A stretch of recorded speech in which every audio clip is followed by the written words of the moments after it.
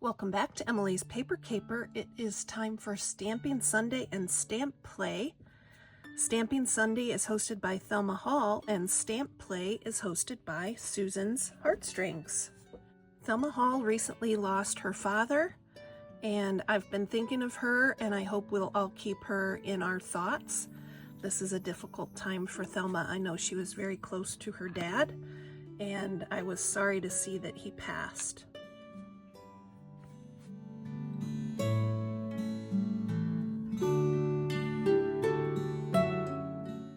Today for Stamping Sunday, I will be using my embossing powders again, and I'll be stamping with these pretty holly and berry stamps, as well as this wonderful magenta stamp.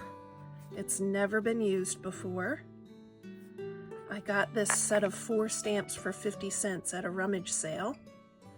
Before we do that though, I want to share with you what I've been doing with the collected stamps that were in a 25-cent grab bag from the same rummage sale. There was a starfish, and I have a number of thank you cards that I need to be sending out. And I've paired the starfish with this seahorse, added a thank you sentiment. It's blank on the inside, and I haven't signed the back yet, but I will. There was also a really cute calf in the stamp set, and I added the calf to this scrapbook. It's about an annual crafters conference that's held at the Barn 3 in Goodfield. It's a literal barn, and I thought the calf went perfectly for the title page of this album. Other images that I have colored and fussy cut, all from that 25-cent grab bag. Very pretty butterfly, this funny snowman, some Christmas trees. There was another Christmas tree and a season's greeting, and I made tags with those.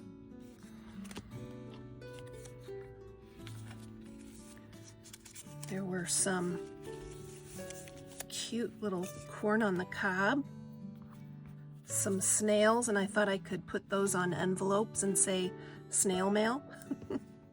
Cute frogs, some really cute mushrooms. This basket full of veggies I will use in my recipe journal.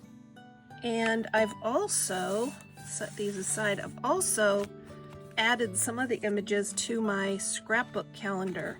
In a recent Stamping Sunday, I started stamping out the months using letter stamps, and I've gone through and added some of the stamped images to different months of the year. I do the base pages using paper scraps, and then I will add photos to the calendars, and it's fun to have these pages ready to go, and this is a great way to use paper scraps.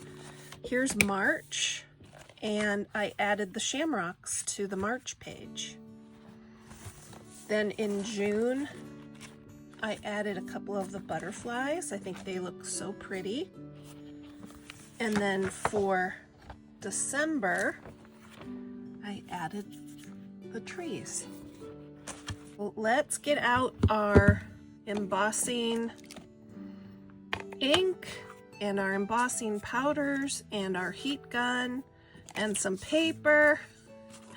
And we're gonna have some fun today stamping these, and then next week I'll show you some completed projects with these images. A viewer suggested using tweezers to hold the paper when you're embossing them, and I remembered that I had these bamboo toast tongs, and I think these will be really nice to hold the paper, so we're going to try that today. I like to stamp on an old phone book for extra padding, and we're going to do these smaller stamps first. I have some paper scraps. We have some black embossing powder here. We'll do this stamp first. It is a Stampa Rosa. There's no date or anything on here. I think it looks like it will be very pretty.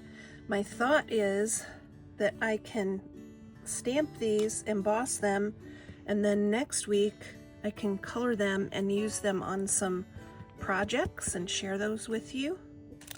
In addition to the project share next week, I got this bag of whimsical angels, 4 images. They were $2 at the Idea store, and I thought, I really like the primitive style of the angels in there. I can't really see what they are exactly, so I thought that would be fun to stamp with those next week and discover what those images are.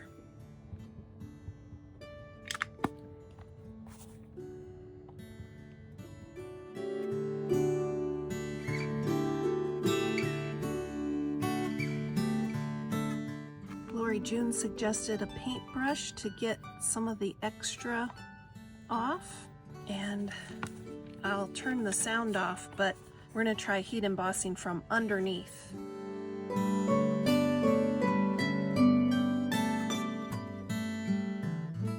think that turned out well. Let's do some more of those. Let's try to do 4 of each.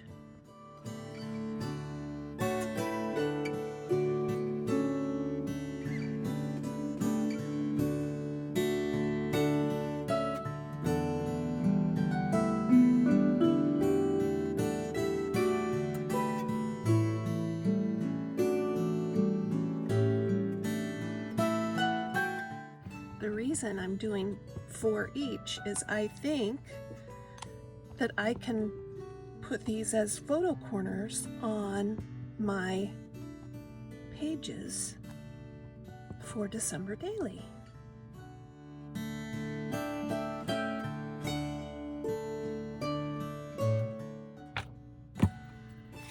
This stamp is really old. It says it is 1982 Commotion rubber stamps in Tucson, Arizona. It is quite the cute stamp. And we have one more. Need a little more paper. We'll do one right here.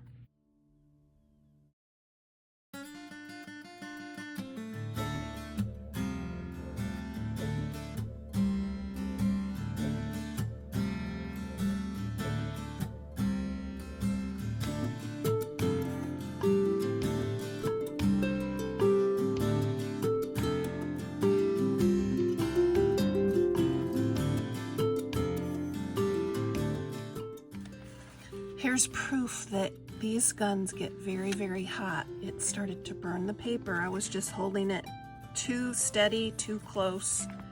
And yeah, you gotta be careful.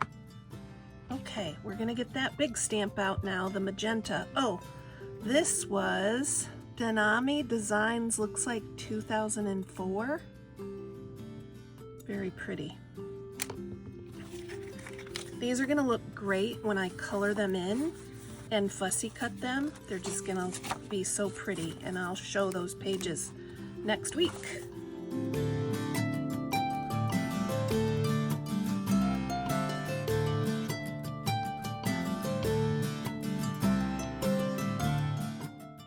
Okay, I think I can get 2 of these on a page.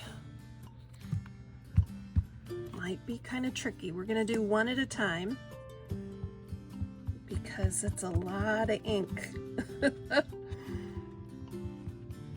really hope this turns out as well as I have in my mind's eye. Sometimes things can be elusive from what you kind of envision it'll be and how it really turns out, but we're going to give it a try.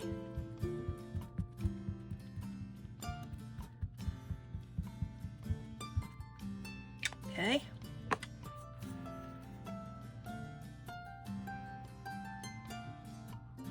This is a large stamp, so I'm going to stand up and really press.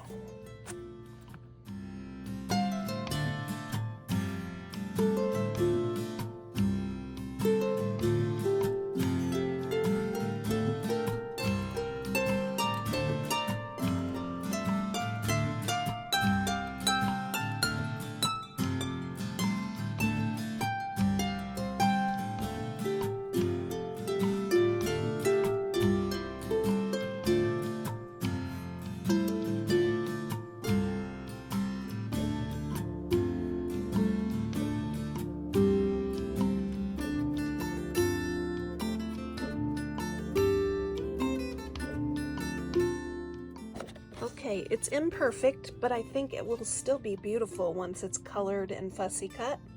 And we're going to see if we can do better on the second image.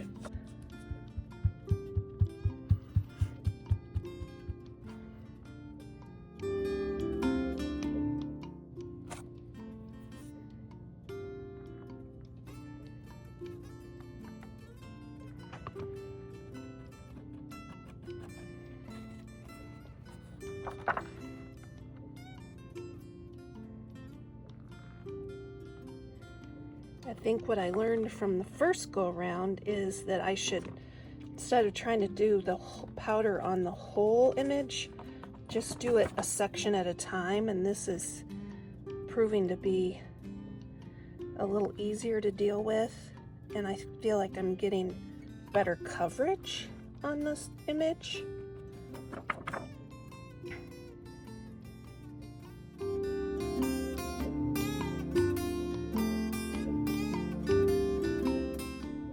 So this is the first one, and I smudged the powder over here. I'm still going to use this on my project, but a little practice and I think the second one is a lot better. Let me know if you have any questions about what I've done today. I have my little tidy tray. I think I got this maybe about the same time I did get the embossing gun. The embossing gun is one of the oldest things that I have in my whole collection. It's from when I first started stamping. I did end up using a couple of the suggestions from viewer comments. I tried embossing from the back of the underside of the project, and I think that worked pretty well. I might keep trying that to see if I can get better at it. And then Lori June suggested a paintbrush to get extra powder off my project, and I tried that too, and it worked pretty well. Pixie Parchment and Sir Scraps-a-Lot really didn't like that loud heat gun, so they kind of hid away today, but they're doing fine. They wanted to say hi, and they want to encourage you to keep on stamping, scrapping, and paper crafting.